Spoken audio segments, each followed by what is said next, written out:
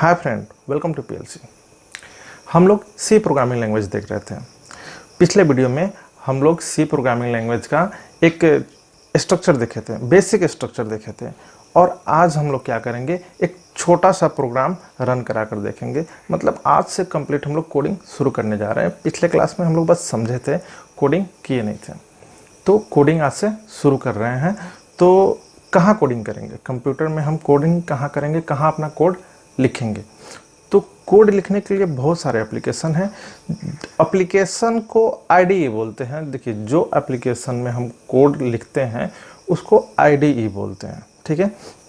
तो आपके स्क्रीन पे एक दिख रहा होगा ब्लू कलर का इंटरफेस, ठीक है। ब्लू कलर का इंटरफेस दिख रहा होगा।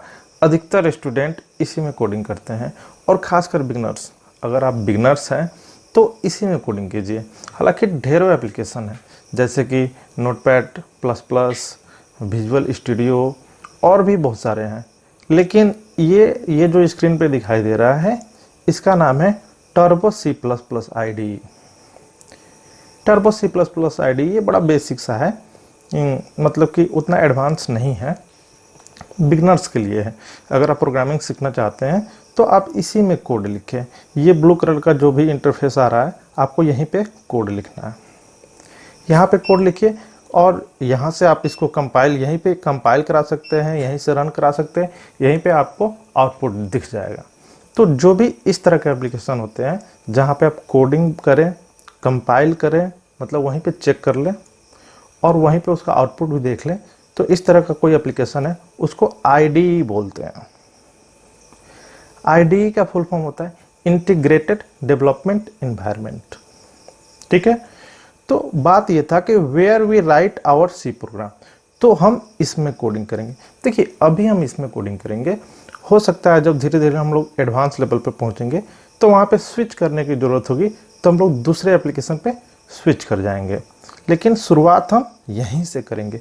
बहुत सारी चीज़ें यहाँ समझना आसान होता है।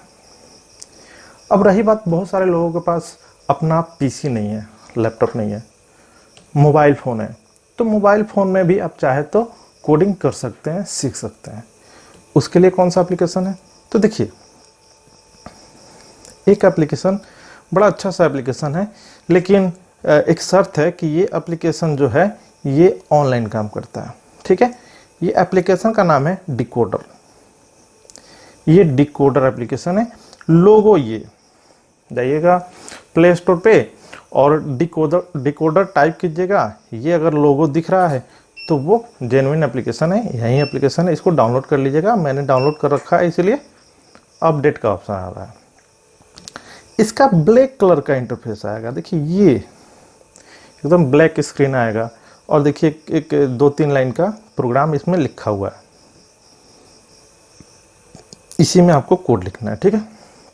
चलिए, अब देखिए, यहाँ पे कुछ है जो हम जानबूझ के यहाँ पे आपको दिखाने की कोशिश कर रहे हैं।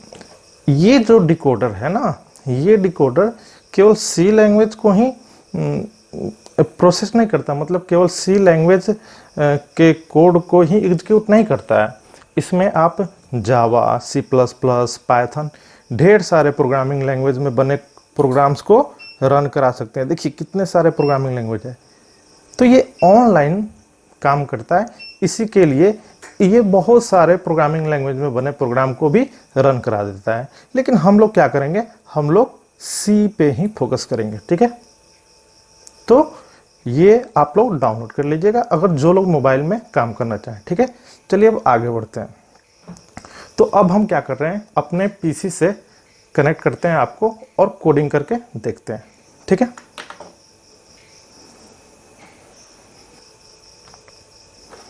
हाँ, तो चलिए, ये आपको दिख रहा होगा आप स्क्रीन, ये ऐसे ही खुलता है। जो भी Turbo C plus plus application है ये ऐसे ही खुलता है।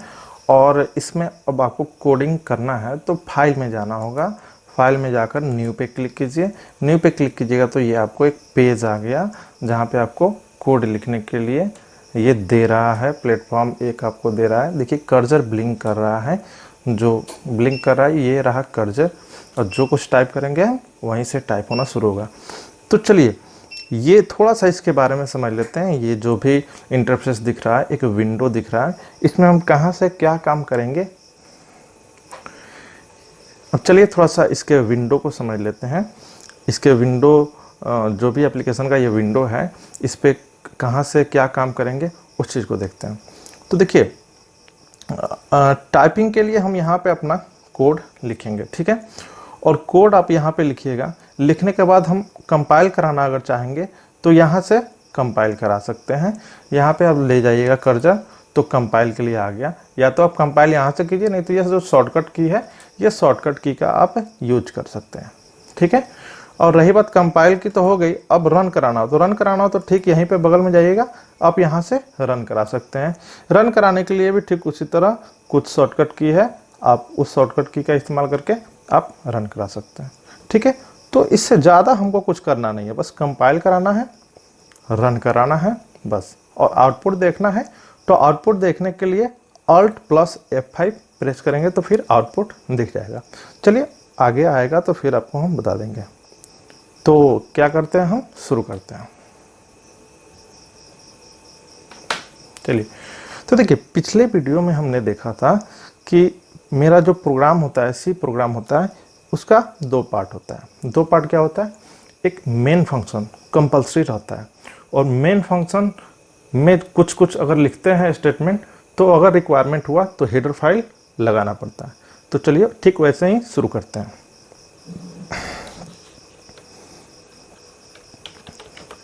देखिए void main, अभी एक void एक्स्ट्रा आपको लग रहा होगा, इसको आप क्या कीजिए, बस एज ए थोड़ा सा लेके चलिए कि void इस तरह से लगाना है। आगे समझ में आ जाएगा, जब हम फंक्शन के बारे में पढ़ाएंगे तो void समझ में आ जाएगा, ठीक है। तो void main, देखिए एक चीज़ ध्यान रखिएगा, बाकी किसी बुक में देखिएगा या बाकी कोई और टीचर पढ़ाता हो आपको यूट्यूब पे, तो देखिएगा वहाँ पे यहाँ पे इंट का यूज करता है, यहाँ पे इंट का, और यहाँ पे रिटर्न 0 या 1 कुछ इस तरह करके रहता है। तो ये चीज़ अभी हम नहीं लगा रहे हैं, इसी के लिए यहाँ पे इंट ना लगा के void लगा रहे हैं, ठीक है। तो अब क्यों आपको एक एक्स्ट्रा स्टेटमेंट दे दे रिटर्न, फिर सवाल आएगा फिर रिटर्न क्या है। तो ढेर सारे सवालों से बचना है तो उस चीज़ को ही ख़त्म कर दो, ठीक है। उसका जब टाइम आएगा तो उसको पढ़ेंगे तो समझ जाएंगे। अभी तो कुछ जानते ही नहीं है, अब उसको समझाएंगे तो कुछ नहीं समझ पाएंगे, ठीक है। तो इसी के लिए उसको अवॉइड कीजिए, हम लोग void लेके ही चलेंगे। तो ये रहा मेरा मेन फंक्शन। मेन फंक्शन ये प्रोग्राम है, इस प्रोग्राम में बस एक मेन फंक्शन लिख दिया गया, और मेन फंक्शन का जो बॉडी है, ये रहा मेन फंक्शन का बॉडी। इसमें एक भी लाइन का कोड नहीं लिखा हुआ है, क्योंकि आपको पता है इसमें आप जो चीज़ लिखिएगा वही काम कंप्यूटर आपके लिए करेगा, ठीक है। तो इसमें एक भी लाइन का कोड नहीं है, तो इसको कंपाइल करते हैं। देखिए कंपाइल किया, जब हम कंपाइल करते हैं तो इस तरह से आपको आएगा एक, समझिए कि एक छोटा सा डायलॉग बॉक्स, इसमें आपको बताएगा कि वार्निंग या एरर। तो वार्निंग से टेंशन नहीं होता है, वार्निंग 2-3 या 1-2 रहेगा तो प्रोग्राम चल जाता है, वार्निंग कितना भी रहे प्रोग्राम चल जाता है। लेकिन एरर एक भी अगर आया तो फिर गया, एक भी अगर एरर आया तो आपका प्रोग्राम रन नहीं होगा, ठीक है। तो अभी एक भी एरर नहीं है, इसका मतलब प्रोग्राम अभी सही जा रहा है। तो ये क्या है, ये इसको अगर आप रन कराइएगा तो कोई काम नहीं होगा, क्योंकि इसमें तो एक भी लाइन का कोई कोड नहीं लिखा है ना। तो चलिए रन करा कर भी देख लेते हैं। देखिए रन करा दिए और आउटपुट स्क्रीन आपको दिखाते हैं। Alt F5 से आउटपुट स्क्रीन आ गया। आउटपुट स्क्रीन कैसे आया, Alt F5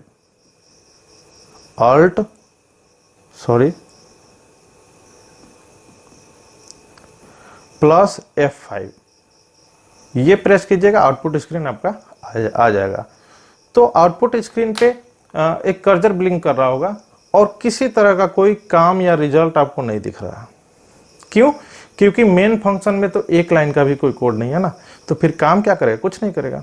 चलिए तो अब हम चलते हैं रिटर्न। अब एक कोई काम देते हैं इसको, ठीक है, कि मेरे लिए ये काम कर दो। तो कोई काम देते हैं तो क्या काम दे अभी, तो वहीं देखते हैं हेलो वर्ल्ड, जैसे कि एक मैसेज कोई प्रिंट कराना है वो, ठीक है, एक मैसेज कोई प्रिंट कराना है। तो मैसेज आप क्या प्रिंट कराना चाहते हैं, तो हेलो वर्ल्ड ही मैसेज हम प्रिंट कराना चाहते हैं, तो वहीं दे देते हैं, ठीक है। चलिए, तो प्रिंटफ का यूज करेंगे, प्रिंटफ।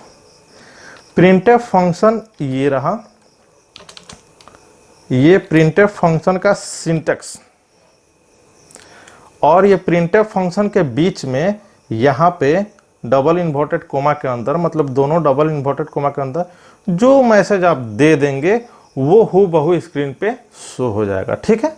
तो ये तो ऑलरेडी हम लोग जान चुके हैं। तो चलिए देते हैं इसमें कोई मैसेज, ठीक है। मैसेज देते हैं hello world, hello world message दे दिए, और ये कुछ 2-4 स्पेस है, चलो रहने देते हैं उसी तरह से। अब रन कराते हैं, ठीक है, नहीं पहले कंपाइल कराते हैं, कोई एरर तो नहीं है। तो एक लाइन का काम दिया हम अपने प्रोग्राम को, और कंपाइल कराते हैं। तो जब भी अब कंपाइल कराएंगे हम लोग, एक सेकेंड, देखिए कंपाइल हमने करा दिया, कंपाइल तो करा दिया, लेकिन एरर आया। आपको दिख रहा है यहाँ पे एक एरर। अब एरर क्यों आ गया, यही चीज तो समझना है। एरर आ रहा है तो उसका जेन्युइन कारण क्या है, ये चीज जिस दिन आप जान गए, आपका प्रोग्रामिंग आ गया। तो इंटर प्रेस कीजिए, फिर देखिए यहाँ पे हाईलाइट कर दिया, और यहाँ पे कुछ आपके लिए मैसेज दे रहा है, ठीक है। यहाँ पे आपको हाईलाइट कर दिया, यहाँ पे कुछ आपके लिए मैसेज दे रहा है। देखिएगा, गौर कीजिएगा, यहाँ पे लिख रहा है लाइन, आपका प्रोग्राम का नाम। देखिए ये प्रोग्राम का आपका नाम हो गया, क्योंकि अभी तो इसको कोई नाम से सेव नहीं किया है ना, तो आपका प्रोग्राम का बाय डिफॉल्ट नेम ये है, ठीक है। और इसके बारे में बोल रहा है 3 नंबर लाइन में, ये तीसरा लाइन है, 1 2, ये थर्ड लाइन है, ठीक है। थर्ड नंबर लाइन में एरर आ रहा है, ठीक है। तो एरर क्या है, कह रहा है function printf should have a prototype. इसका मतलब है ये प्रिंटफ फंक्शन हम यूज कर लिए हैं, और ये खुद उसको नहीं जानता है। ये प्रोग्राम कह रहा है तुम प्रिंटफ को बुलाए हो काम कराने के लिए, अपने हेलो वर्ल्ड को प्रिंट कराने के लिए, और प्रिंटफ कैसे काम करता हमको पता नहीं है। तो हम प्रिंटफ से कैसे काम ले, और प्रिंटफ जब तक काम नहीं करेगा तो तुम्हारा मैसेज भी प्रिंट नहीं हुआ। तो प्रिंटफ कैसे काम करता है वो सब लिखकर एक फाइल में रखा हुआ है। उस फाइल का नाम क्या है, stdio.h।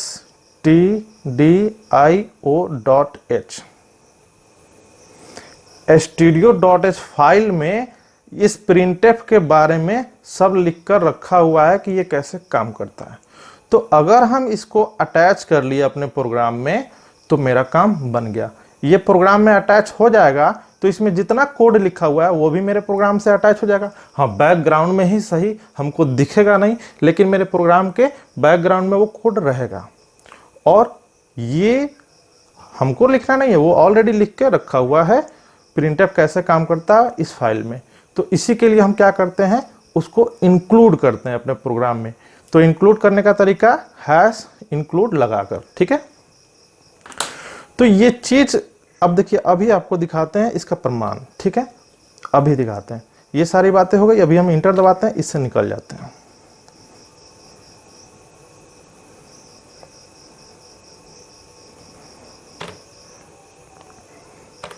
चलिए अब देखिए, आपको हम बताते हैं।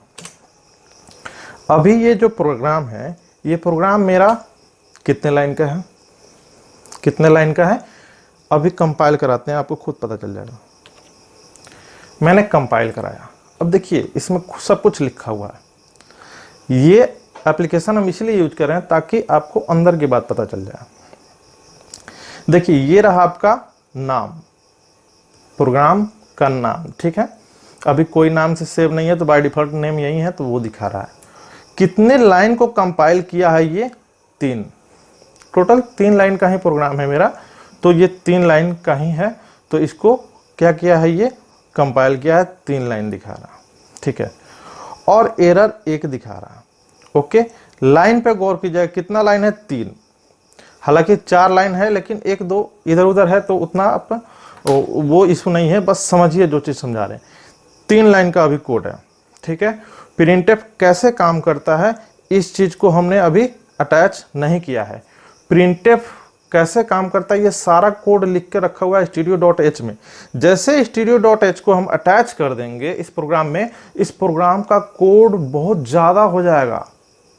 मतलब देखिएगा ये 3 लाइन का प्रोग्राम अब कंपाइल करने पर कितना ज़्यादा लाइन का बताएगा, ठीक है। तो पहले अटैच करने दीजिए, मतलब इंक्लूड करने दीजिए।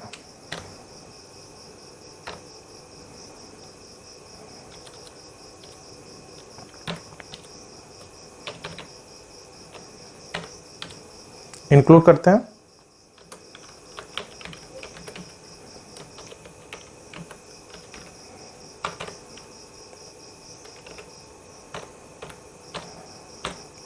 चलिए ये हो गया हैश इंक्लूड studio.h, मतलब studio.h फाइल को हमने अटैच कर दिया।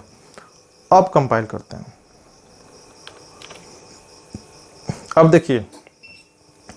अब देखिए कंपाइल हो गया है।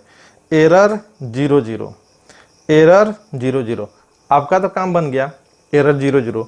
अब यहां तो गौर कीजिए लाइंस की संख्या कितनी बता रही है, 312, जबकि प्रोग्राम में कितना लाइन है, 4 लाइन है ना, 4 या 5 लाइन का प्रोग्राम है। तो ये फिर ये 308 लाइन आया कहां से, ये आपको कोई नहीं बताएगा। तो ये आया कहां से, ये studio.h के अंदर बहुत सारा लाइन का कोडिंग किया हुआ है, वो सारा लाके आपके प्रोग्राम में चिपका दिया। तो ये जब कंपाइल किया तो वो भी साथ में साथ कंपाइल हो गया। तो प्रिंटफ के बारे में कहाँ लिख के रखा हुआ है, studio.h में। तो कभी भी प्रिंटफ को यूज कीजिएगा तो याद रखिएगा studio.h को इंक्लूड कीजिएगा। चलिए रही बात कंपाइल कराने की, कंपाइल हो गई, अब रन कराते हैं।